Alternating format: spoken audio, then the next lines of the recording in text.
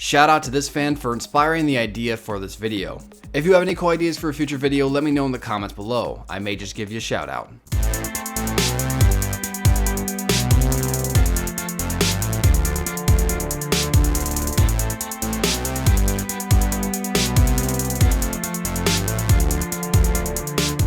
What's up, NS soldiers? I'm the Alliance. Today I have the top 10 most unsatisfying Star Wars moments. Now for these moments, I'm going to be counting all types of Star Wars stuff. So from movies, to TV shows, to legends, to canon, everything is going to be included. And with the majority of my content, this is just my personal opinion. So let me know some of your most unsatisfying moments in the comments below. The best answer will get a pin. And as always, please remember to like, subscribe, and turn notifications for more Star Wars content. But with that said and out of the way, let's begin. Starting at number 10. Jar Jar Binks survives this. I mean, there's not much more to say. I kind of put this on just for a little comedy factor, just kind of break the ice for number 10.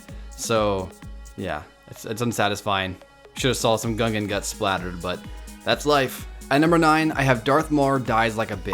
Now this is from the MMO Star Wars The Old Republic, in which your character and Darth Maul, who is actually the head of the Dark Council, he's essentially the Yoda of the bad guys, you could say. You guys team up to take on a very strong guy named Valkorion. And where you think there's gonna be this awesome clash, you have one of the strongest Sith of the time fighting alongside with you, and you think, oh, this is gonna last for a while because we're really strong, powerful people fighting this other really strong, powerful guy. We're gonna last for a while. And well, unfortunately, he pretty much dies right away. It's definitely not the most fitting end for an awesome character like Mar. At number 8, I have the Attack of the Clones, the final fight. Now the reason why this one is so unsatisfying to me personally is compared to episode 1's final fight and episode 3's final fight, this one is severely lacking.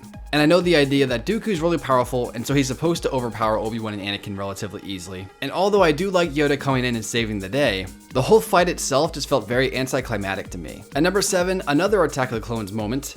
Anakin and Padme's relationship on Naboo. Now, everybody who's seen Attack of the Clones and actually knows what's going on in the story and actually cares, when it comes down to it, yes, this romance is super forced. And although by Revenge of the Sith, I feel more for the relationship, I believe it a lot more, I kind of feel as though the Attack of the Clones kind of rushed that relationship and got it started a little too soon. Maybe I shouldn't use the word soon, more like it started up very quick. And when you have two actors with clearly no on-screen chemistry, plus you add on the cheesy scenes, plus that awful dialogue, ugh man.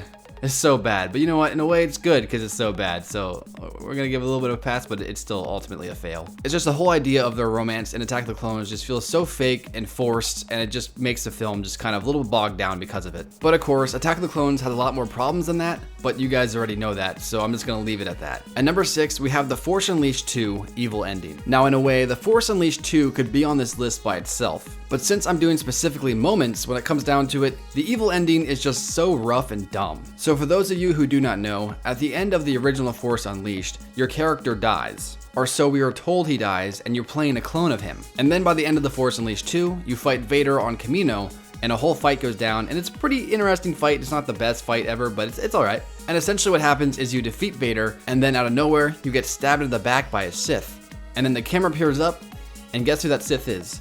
It's another Starkiller clone. Or maybe it's the real Starkiller all along. This means that the real Starkiller you're using or the clone Starkiller, whatever one you are, through the entirety of the Star Wars Unleashed 2, just gets killed by this dark clone of Starkiller, or maybe even it is the real Starkiller, and we don't know, and that's part of the story that kind of got messy. And I understand there was supposed to be the Force Unleashed 3, and that was kind of supposed to explain all the situations going on and make the story more cohesive. Plus, canonically speaking, the good ending is actually the canon ending, and then the evil ending is actually the fake ending. But it still raises a bunch of questions about what's going on in this scene completely, and it's definitely just very unsatisfying. You essentially work your butt off the entire campaign to get to the end, and then in the very end, you just kind of get killed. It's just kind of lame, and that's why it's on this list. At number 5, I know this one's gonna split the fan base, and it definitely did when it aired, but I gotta say this one because it's still on my mind, and I feel like it has to be said. The way Obi-Wan kills Maul in Rebels. Now for me, the reason why this is so unsatisfying is because we've seen Darth Maul get sliced in half and fall like stories to his death, but then he survived using his rage for Kenobi,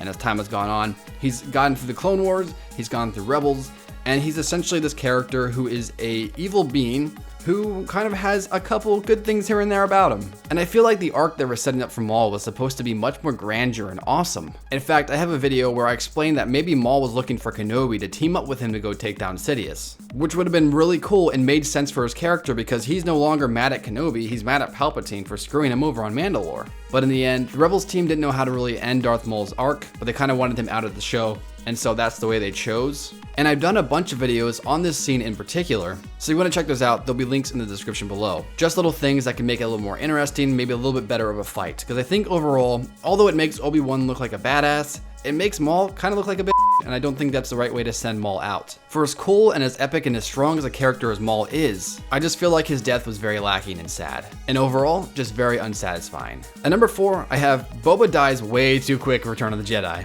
You know, I always found it really funny that Boba Fett is seen as one of the coolest Star Wars characters ever, but when it comes down to it, to the main saga, he pretty much has done nothing. The only thing he did was essentially capture Han Solo and then get killed. And that's all he really did. Not only did he not get killed like in a cool way, he got killed on accident by Han. I mean, I know in the original film, he wasn't supposed to be that big of a popular character, and his death makes him totally look like a fool. And so the fact that one of the galaxy's best bounty hunters to ever live just gets knocked out accidentally, it's bad. And of course, very unsatisfying.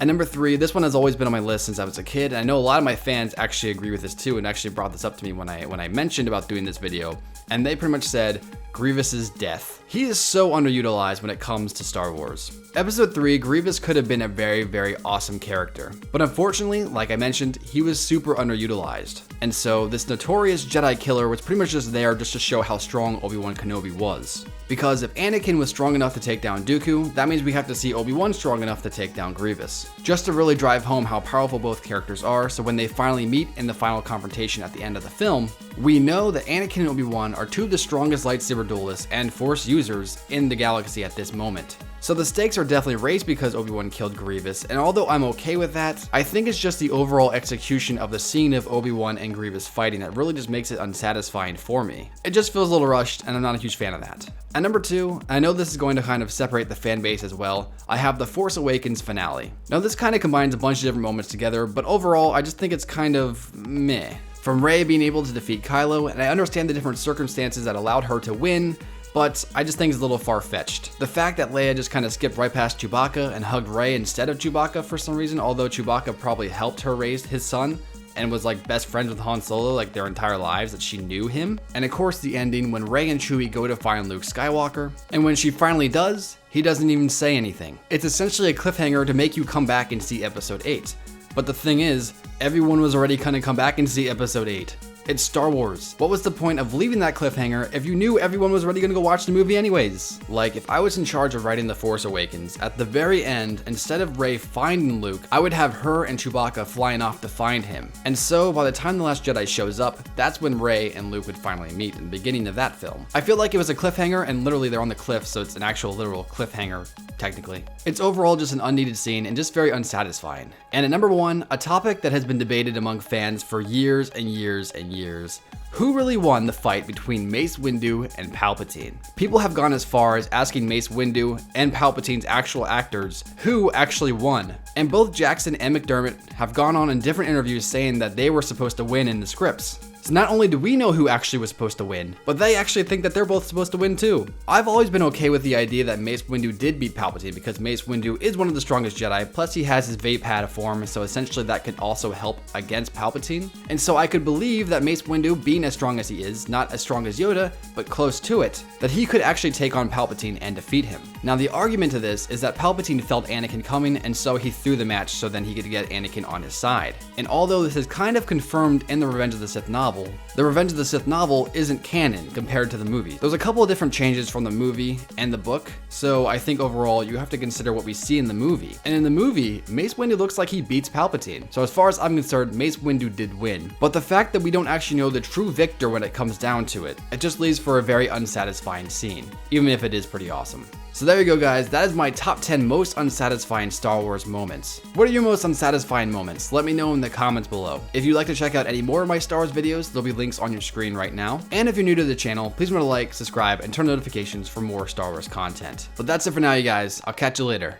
Peace.